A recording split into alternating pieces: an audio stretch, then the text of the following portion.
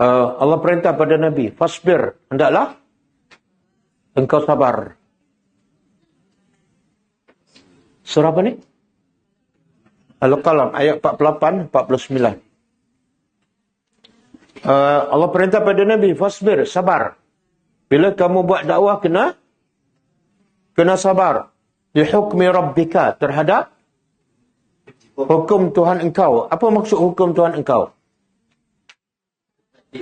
Ada dua. Bila sebut hukum Tuhan engkau, ada dua. Satu, perintah-perintah Allah. Ilmu syariat, solat, puasa, haji, solat malam, kamu kena sabar. Hukum yang kedua, ya Allah takdirkan.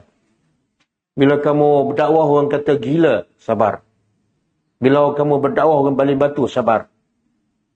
Dan Allah peringatkan Nabi, wala takun, jangan engkau jadi kasahibil hud, seperti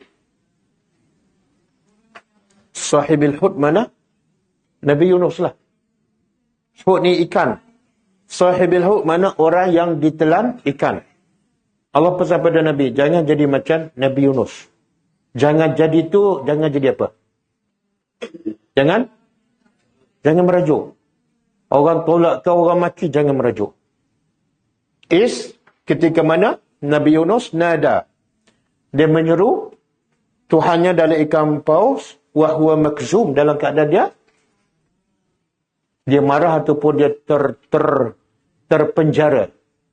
Jadi ikan paus tu seolah penjara kepada Nabi Yunus disebabkan kesilapannya.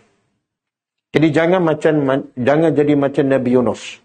Dia menyuruh pada Allah dalam keadaan dia marah ataupun dia terpenjara.